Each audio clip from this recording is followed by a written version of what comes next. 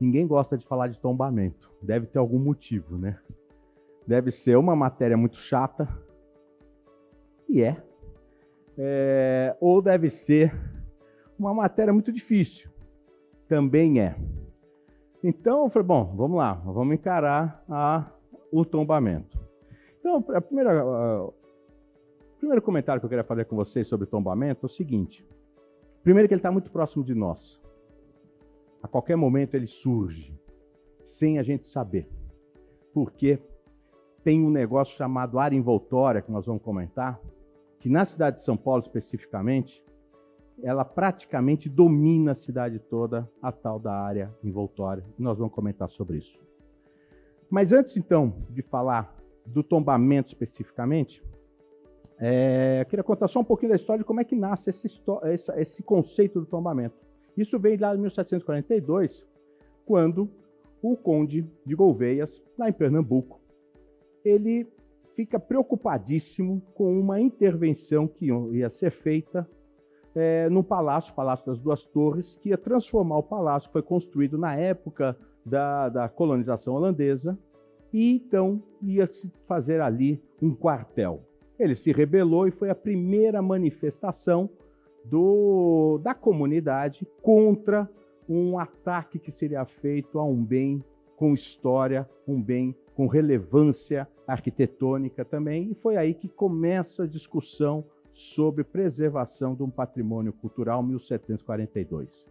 Isso no Brasil.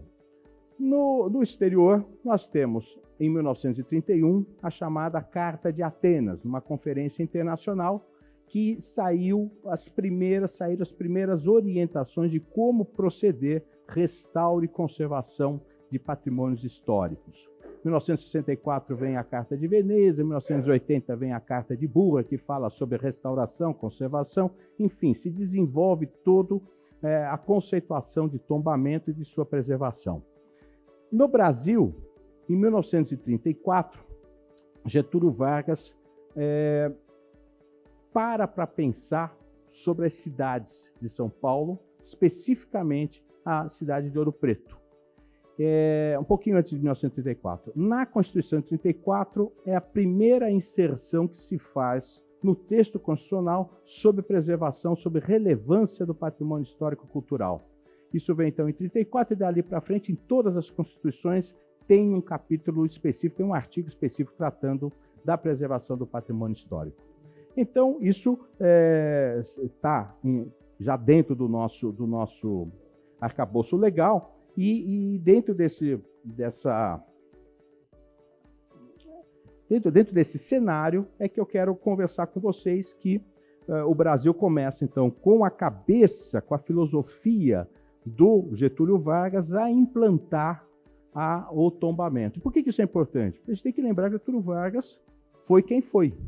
Então, um governante autoritário que pensa sempre o Estado acima de tudo. E é exatamente esse o conceito que a gente traz até hoje sobre o tombamento. E quando a gente chegar nas decisões judiciais, vocês vão entender o porquê que tem essa história do tombamento se sobrepor sobre tudo e sobre todos. Estava comentando agora com o Marcelo Valença sobre isso, sobre uma situação que eu vou contar para vocês na penha de um projeto específico que está em risco por conta exatamente desse poder que o tombamento tem. Então vamos lá. Nasceu na França, mas se formou aqui na Faculdade de Arquitetura e Urbanismo da USP, arquiteto Roger Smeckel. Ele foi provocado por um empresário, Wilton Paes de Almeida, proprietário da Companhia Comercial de Vidros do Brasil, a projetar esse prédio. Esse prédio foi o primeiro prédio de fachada de vidro. Inteiro ele de vidro, não é à toa, que é a fábrica comercial de vidros do Brasil, e projeta essa maravilha. Ele, na revista Acrópole de Arquitetura, destaca as inovações desse prédio. Então, o sistema curtain wall, que é exatamente essa cortina de vidro, prumadas de serviços sanitários, painéis pré-moldados, laje com nervurado concreto armado, enfim, tem várias qualidades arquitetônicas, além da beleza dele. Isso foi tombado em 1992. A minha pergunta é, o tombamento basta para fins de preservação? Esse é o ponto. Ao tombar, você está preservando o patrimônio histórico, arquitetônico, cultural de algum bem? Então vamos lá. A gente vê que esse prédio foi tombado em 1992, só que, passada essa propriedade se tornou pública, ora da União, ora do município, ainda tem esse tipo de discussão, ficou desocupado, foi invadido. É interessante, veja só, um terreno de 660 metros quadrados de área, com uma ocupação de 11 mil metros. É um CA de praticamente 20 vezes. Hoje a gente fica discutindo que no Mazeu pode ter 4 vezes de CA, achando que já é uma grande coisa, né? Veja o que foi São Paulo desenvolvido na década de 50 e 60, com o coeficiente de aproveitamento de 15, 20 vezes, principalmente no centro da cidade. Mas vamos lá. Aí chegou nesse estágio. Esse é o térreo dele. Veja que interessante. Você tem a loja sobre loja, você tem essa parte central, que isso era uma inovação na época, de você colocar todas as plumadas no centro, então os elevadores e banheiros todos no centro, e o vão fica nas laterais. Isso todo ele tomado, pichado. A revista Acrópole, mais uma vez, descreve como os halls de circulação geral são tratados com mármore e aço inoxidável, os pisos em P, por onde passam canaletas com fios telefônicos e elétricos, permitindo total flexibilidade na arquitetura interna. Então, um pouco isso que a gente tem, por exemplo, de remover essa parede lateral para ampliar e reduzir os espaços, isso estava já nessa arquitetura moderna, 1960. Então, é um prédio de extrema relevância para a nossa história. Eis que acontece o que vocês sabem no começo do ano passado. Então, tinha um nível de proteção 3, corresponde, então, aos bens de interesse histórico, arquitetônico, paisagístico, ambiental, determinando a preservação de suas características. A resolução de tombamento cita o valor histórico arquitetônico, e é esse o cuidado que a cidade de São Paulo deu a esse prédio, que tem uma história super importante para a cidade, para o empreendedorismo e para a arquitetura. Eis que, então, o que a gente acaba recebendo é exatamente esse entulho, e ainda prejudicando a primeira igreja luterana, que também sofreu com esse desabamento, um incêndio, desabamento, que parcialmente ela foi também atingida, e ela também é um bem tombado. Enfim, o que eu coloco aí é o resultado da desídia do poder público, das soluções demagógicas, da incompetência de se definir políticas públicas de incentivo e manutenção dos bens que devem ser efetivamente preservados. Por isso que eu falo que tombamento por si só não é suficiente. O fato de você declarar um bem tombado não significa que você está garantindo a sua preservação. Então vamos lá. O tombamento, premissa para entendimento da definição. Como se define o tombamento? Primeira coisa que a gente tem que ter na cabeça é que é uma limitação. Efetivamente uma limitação por um ato administrativo do exercício do direito de propriedade. Eu trago aqui 2 definições de Eli Lopes Meireles, que é a declaração pelo poder público do valor histórico, paisagístico, turístico, cultural, científico, de coisas ou locais que por essas razões devem ser preservados de acordo com a inscrição no livro próprio. E, professora Maria Silvia, que o tombamento pode ser definido como procedimento administrativo pelo qual o poder público sujeita a restrições parciais os bens de qualquer natureza cuja conservação seja de interesse público, por sua vinculação a fatos memoráveis da história ou por seu excepcional valor arqueológico, etnológico, biográfico ou artístico. 2 definições trazidas por 2 administrativistas e que já trazem em si um pouco daquilo que viria posteriormente integral no conceito do direito urbanístico, principalmente quando fala da memória da cidade.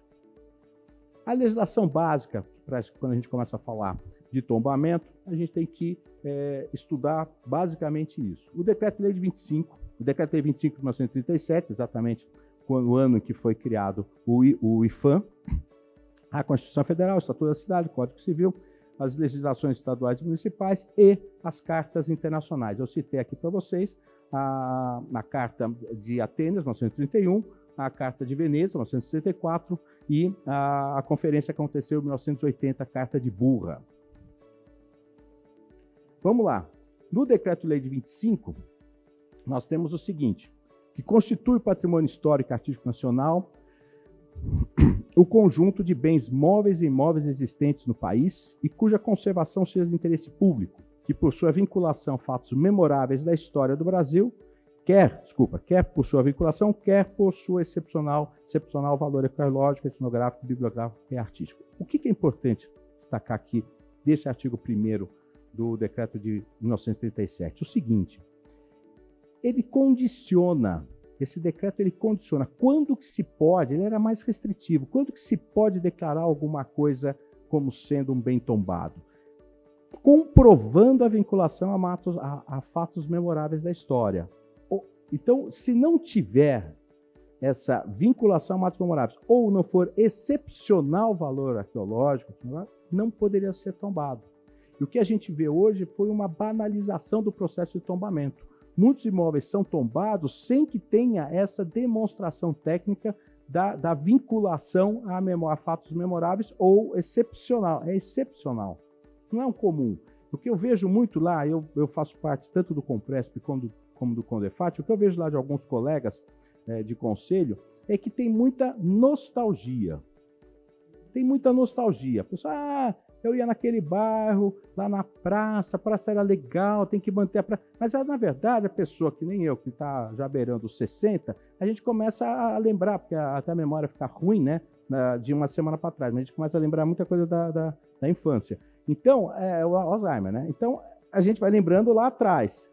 E eu lembrando lá atrás, dá vontade de preservar, por exemplo, na minha infância, a Praça Morungaba, perto ali lá no Jardim Europa, que eu ia na Pracinha Morungaba.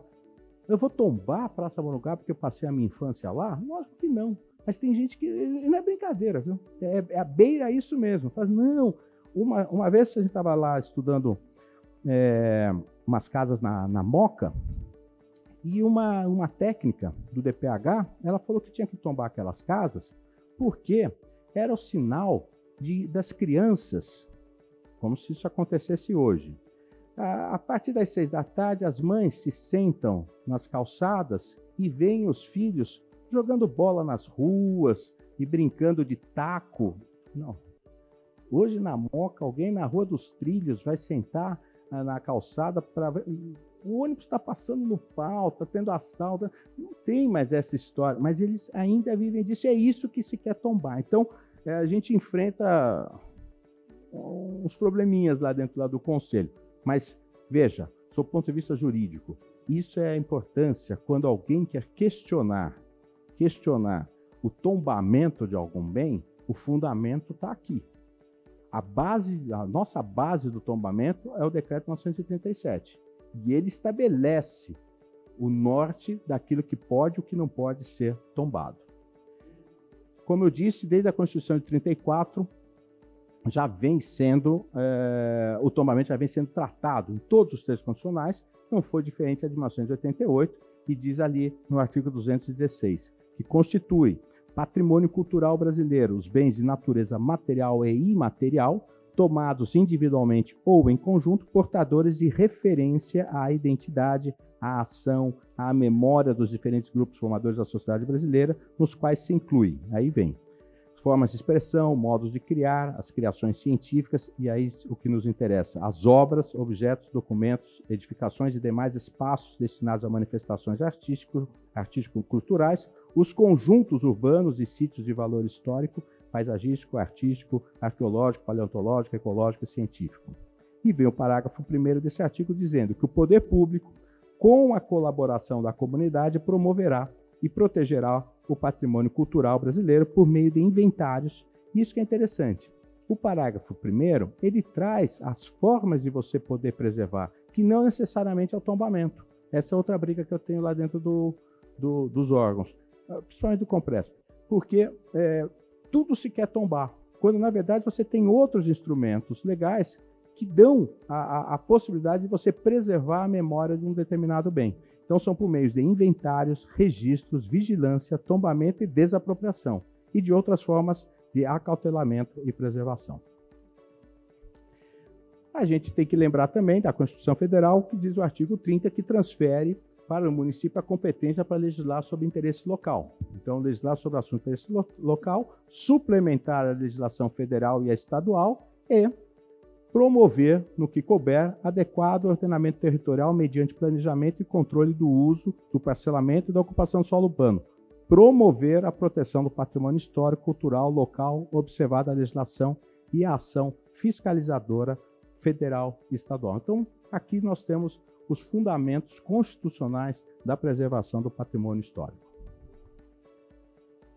Vem o Estatuto da Cidade, em 2001, e estabelece o seguinte, que a política urbana tem por objetivo ordenar o pleno desenvolvimento das funções sociais da cidade. Quais são as funções sociais da cidade?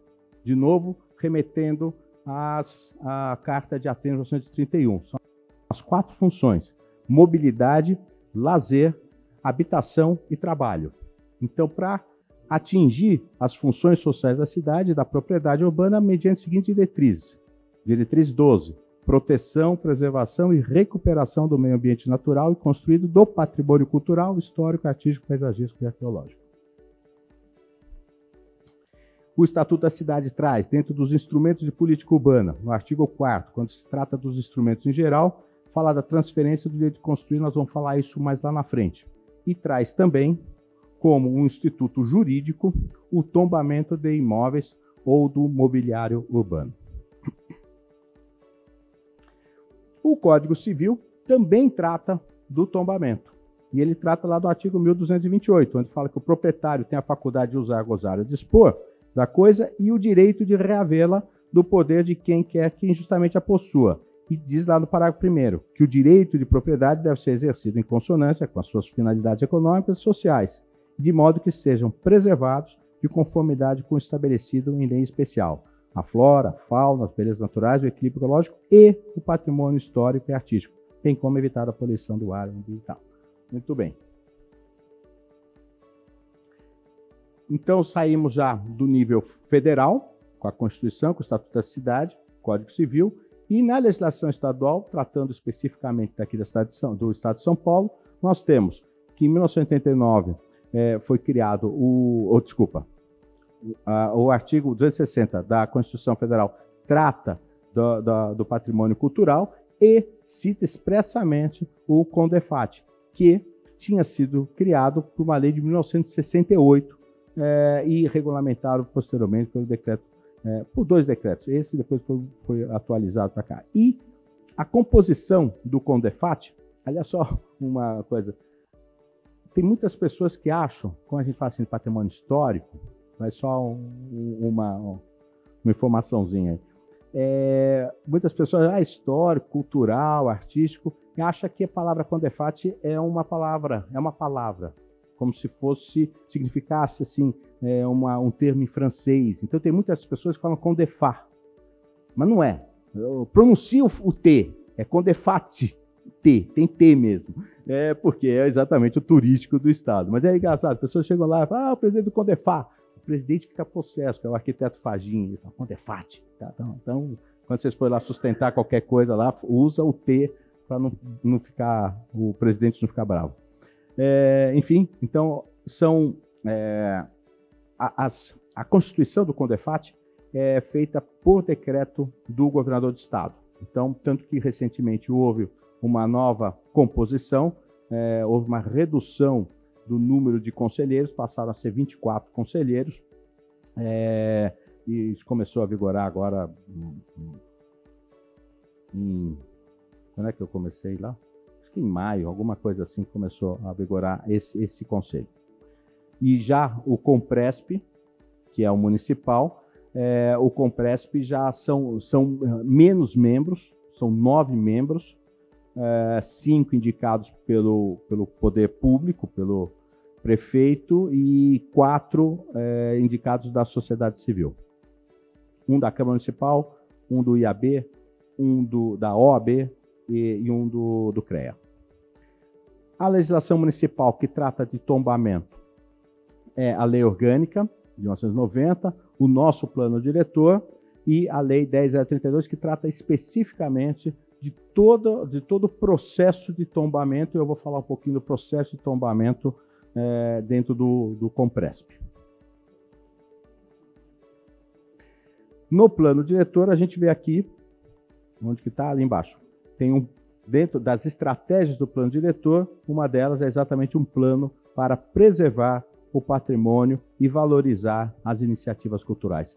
Quando eu estava trabalhando na Coab, nós desapropriamos um prédio na São João e fizemos lá reformamos, retrofit, super bonitinho, um prédio de 4 andares, tombado, e fizemos lá o que depois virou a Casa dos Artistas. Não é aquela Casa dos Artistas do Silvio Santos, os artistas estão aposentados e tal, foi feito lá.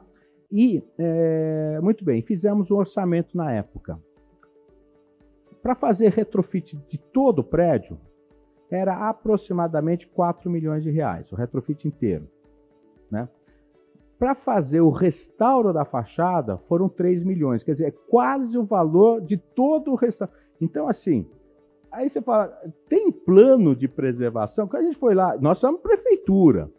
O que você, prefeitura, me ajuda para eu, prefeitura, na verdade a Coab é uma empresa da prefeitura, mas enfim, poder fazer esse negócio, fazer esse restauro, oferecer, trazer de volta esse patrimônio tombado para a sociedade.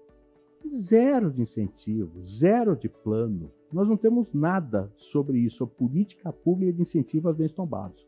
Bom, então, apesar de estar no plano diretor, efetivamente a gente não consegue enxergar nada com relação a isso. Eu citei a Carta de Atenas, foi essa carta, depois ela foi renovada em 2003, incluindo na questão da função, quando se fala de função social da cidade e tal, um pouco sobre a globalização, mas basicamente ela reproduziu aquilo que foi editado em 1931 e foi decidido em 1931 na conferência e editado em 1933 no Congresso.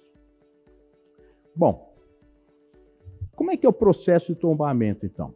Então, o processo, o tombamento ele se dá em 2 momentos, ou melhor, ele se coloca de 2 formas. Primeiro, com relação à execução do seu procedimento e depois com o caráter da deliberação que o órgão de preservação atribui àquele bem. Então, vamos lá. Em relação à execução, ele pode ser voluntário ou compulsório. Voluntário quando o próprio proprietário do bem provoca o órgão de preservação e fala assim, eu quero que o meu bem seja tombado. Depois do plano diretor estratégico e da lei de parcelamento, várias pessoas apareceram nos órgãos de preservação pedindo para que o seu imóvel seja tombado. E por quê? Para poder ter o TDC, a transferência do direito de construir, que nós vamos tratar mais lá na frente. Até então, nunca ninguém ia procurar um órgão de preservação para ter o seu imóvel tombado. Mas, enfim, esse é o voluntário. O compulsório é quando há a recusa do proprietário em anuir com a inscrição e aí há um embate dentro do processo administrativo que trata do tombamento.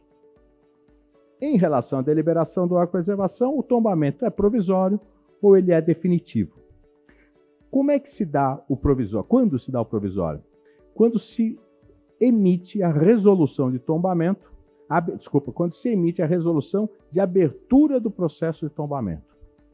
Então, abre-se o processo de tombamento, mas, por enquanto, está apenas estudando se esse imóvel será efetivamente tombado ou não. No entanto, no momento em que se emite essa resolução de abertura do processo de tombamento, este bem já é considerado, para fins de conservação, como se tombado fosse. Ou seja, se você tem um imóvel que teve uma resolução que deliberou pela abertura do tombamento desse imóvel, hoje, a partir de hoje, você já não pode fazer nenhuma intervenção nesse imóvel sem a prévia anuência do órgão de preservação.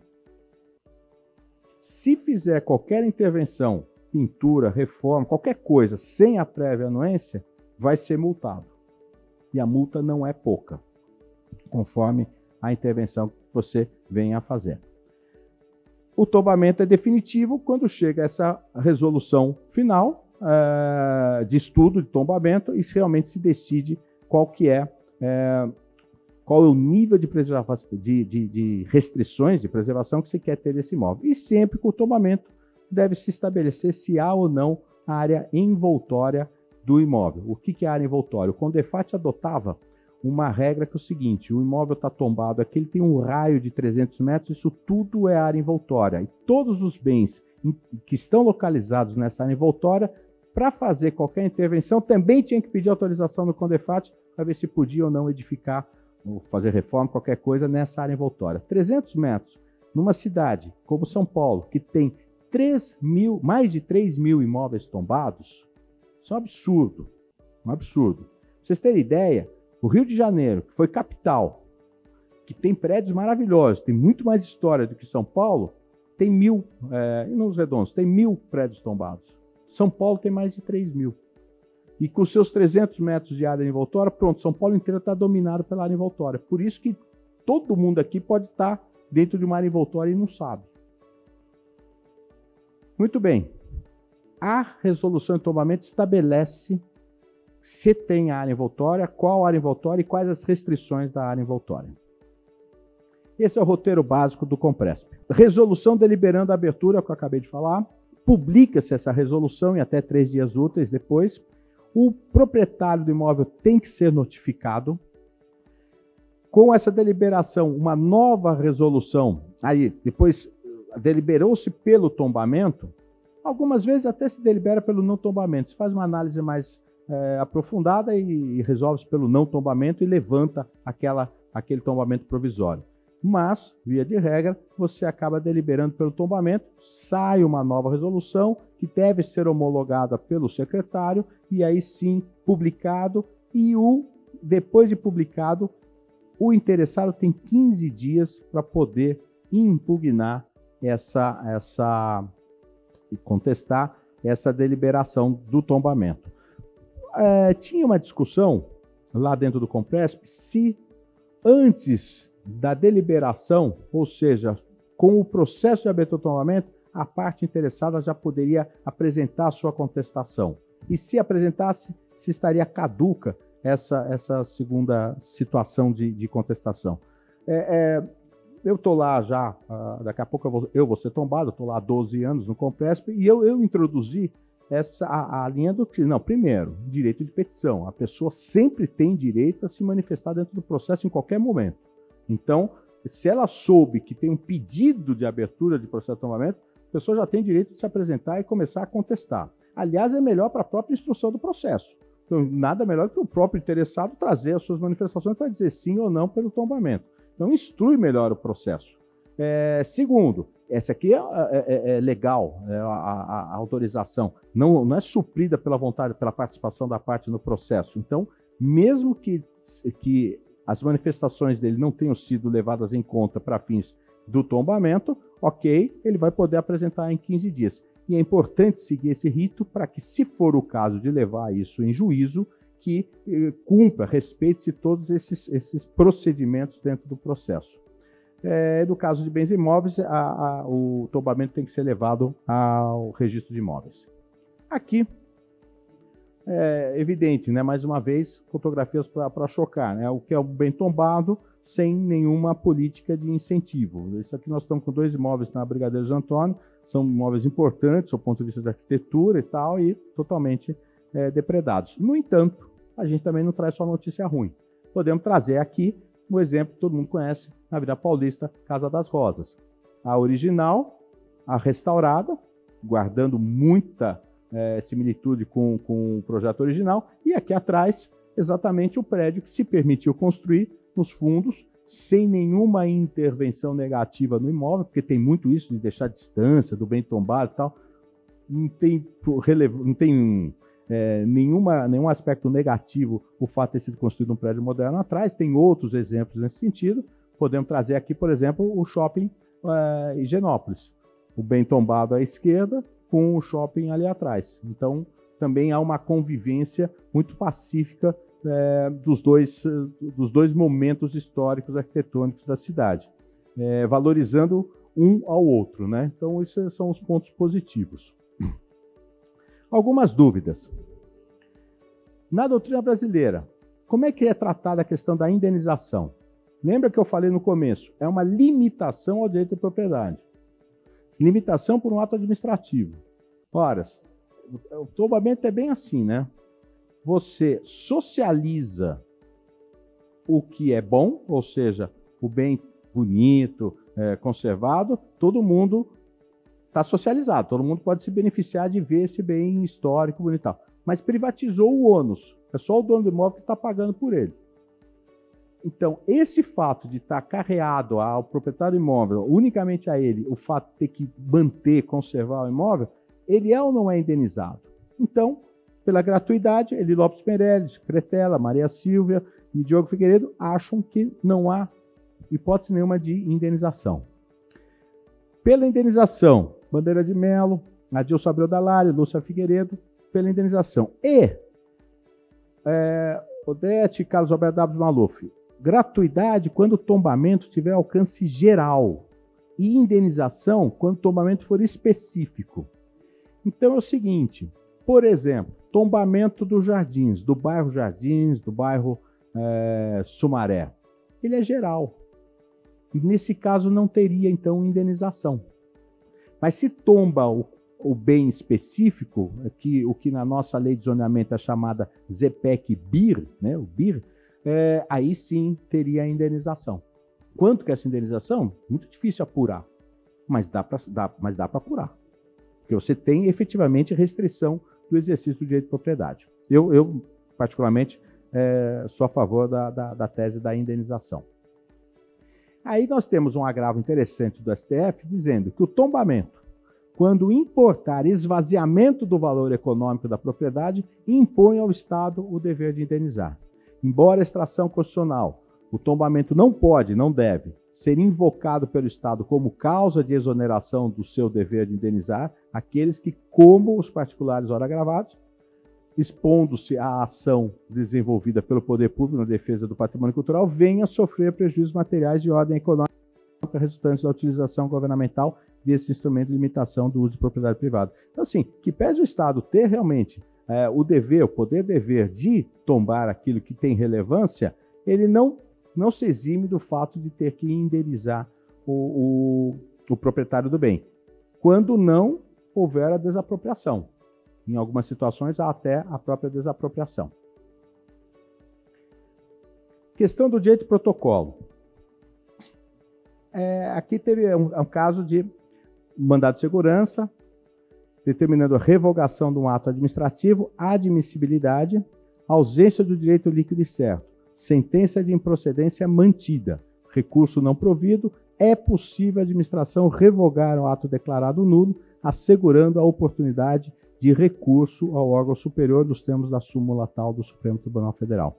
Veja, a gente vai ver algumas situações, e desse mandado de segurança eu destaquei o seguinte voto. Quanto ao alegado direito de protocolo, o Superior Tribunal de Justiça já afirmou inexistir o denominado direito, ou seja, o direito à aplicação durante todo o processo administrativo do regime jurídico existente no momento do protocolo do requerimento administrativo conforme o mandado de segurança tal. Veja só, por isso que eu falei dessa questão do tombamento, como tombamento tudo pode. Nesse caso aqui, foi revogado um alvará expedido porque sobreveio o tombamento. Do seguinte caso que está acontecendo lá no Compresp. Na Penha, você tem o Morro da Penha, lá em cima está a Catedral. Nesse caminhar, e bem distante, saindo da estação do metrô até o morro, até a Catedral, uma pessoa aprovou um projeto, um empreendedor aprovou o projeto. Aprovou, salvo engano, 48 metros, o gabarito é ali, salvo engano. Aprovou. Então, alvará de aprovação de projeto. Não tem ainda alvará de execução. Por quê? Porque ele está pagando a outorga onerosa. Está pagando a outorga, pagou a primeira parcela, a segunda, a oitava parcela. Nós lá no Compresp, alguém define que por causa da catedral, quem sai da estação do metrô tem que olhar a catedral. E tem que ter essa visibilidade livre. Então, se está livre, com um prédio de 48 metros, não vai mais olhar a catedral. Então, definiu-se limitar a 15 ou 18 metros, não me lembro, seja qual for, toda essa área o gabarito a 15 e 18 metros.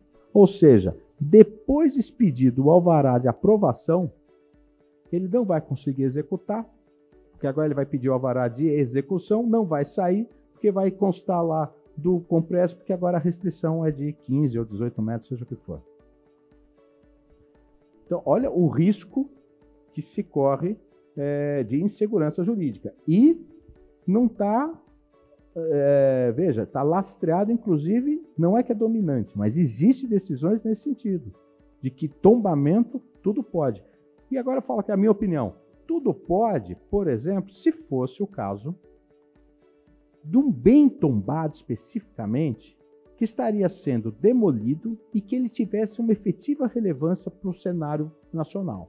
Aí você fala, não, pera um pouquinho. Apesar de ter dado o alvará, mas espera, aqui aconteceu tal fato, aqui tem uma história, aqui tem uma... Não vai demolir.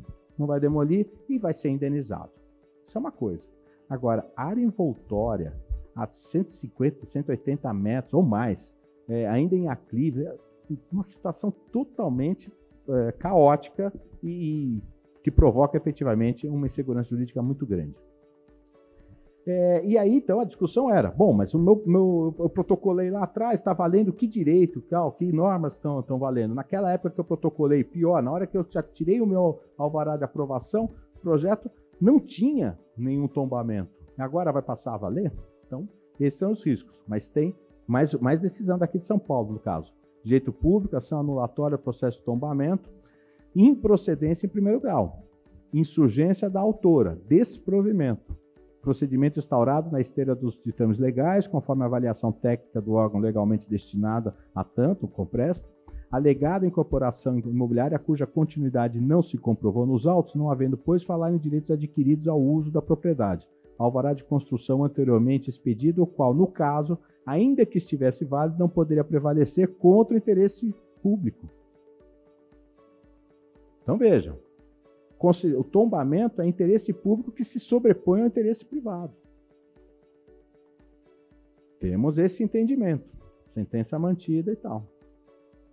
Destaquei do desembargador. Tenha-se que o alvará de construção, ainda que estivesse no prazo de validade, aqui tem um detalhe específico da caducidade, mas não interessa. Por se tratar de licença à atuação do particular, não prevalece contra o interesse público, não havendo a falar em direito adquirido, a não ser nos casos em que a construção já estivesse em curso, estando consumada e irreversível a destruição do bem objeto de proteção, o que, conforme se depreende, não ocorreu no vertente caso. Então, só num caso de situação irreversível quando já construído, senão o interesse público se sobrepõe, e que, aliás, é ao privado, o que é o princípio do direito administrativo. Aqui é diferente. O tribunal em Minas Gerais foi diferente, ofensa ao patrimônio paisagístico ambiental e inocorrência. Aqui foi o contrário. Concessão de alvará de acordo com as normas vigentes. Aqui ele respeitou o direito de protocolo. Não, naquela época em que o projeto foi protocolado, não tinha as restrições de tombamento, então ela prevalece e, nesse caso, então, foi mantido o alvará em vigência. Então, já indo para o final, o que se fala do due diligence é que, às vezes, se pede apenas traz a certidão, isso a gente vê, né, quando a gente está comprando ou vendendo, traz a certidão do Condefat e do Compresp. Deu que não tem nada, as pessoas já dão uma ticada que está ok. Não é bem isso. Não é bem isso. Aí vale os advogados aprimorarem um pouco mais e analisar aonde está esse bem, aonde está o imóvel que nós estamos comprando. Porque, e cogitar de uma eventual ingerência de áreas envoltórias, de algum bem tombado e tudo mais. E é aqui que eu chamo a atenção da questão da área envoltória. E se o bem for tombado, primeiro, o que fazer? Primeira coisa é o que não fazer. Nenhuma intervenção sem prévia anuência dos órgãos de preservação. Se necessário, negociar, no melhor dos sentidos, né? Questionar, brigar, argumentar junto aos órgãos de preservação sobre a flexibilização de uma resolução, porque às vezes o bem tombado, ele está tombado, mas não é tão ruim assim, porque o nível de preservação é um nível mais baixo, nível 3, só estética, enfim. Aí precisa ter caso a caso. Ou até, quando for possível, revogação da resolução. Mas isso é mais difícil porque isso só acontece em caráter excepcional. Toda vez que for fazer uma intervenção que precisa passar por um órgão de preservação, eu recomendo que vá fazer um estudo, apresentar um estudo prévio de massa, antes, porque você não vai desenvolver um projeto arquitetônico que custa muito caro. Então, vai até o Conpresp, até o Condefat, e tenta obter desses órgãos a prévia aprovação sobre o estudo de massa, para ver se, a partir daquele norte, você pode começar a desenvolver o seu projeto. E aí, avaliar a questão do TDC, transferência de direito de construir. Isso é um direito que o dono do imóvel tem de vender o potencial construtivo do seu imóvel, quem tem um imóvel tombado, mediante alguns trâmites burocráticos. Está previsto no Estatuto da Cidade, está previsto na nossa lei de zoneamento também, com uma pequena diferença sobre conceitualmente, mas enfim, está previsto isso e é um recurso que, a princípio, deveria ser destinado para exatamente usar no restauro do bem tombado. Então é basicamente isso. Muito obrigado por vocês terem me assistido. Obrigado.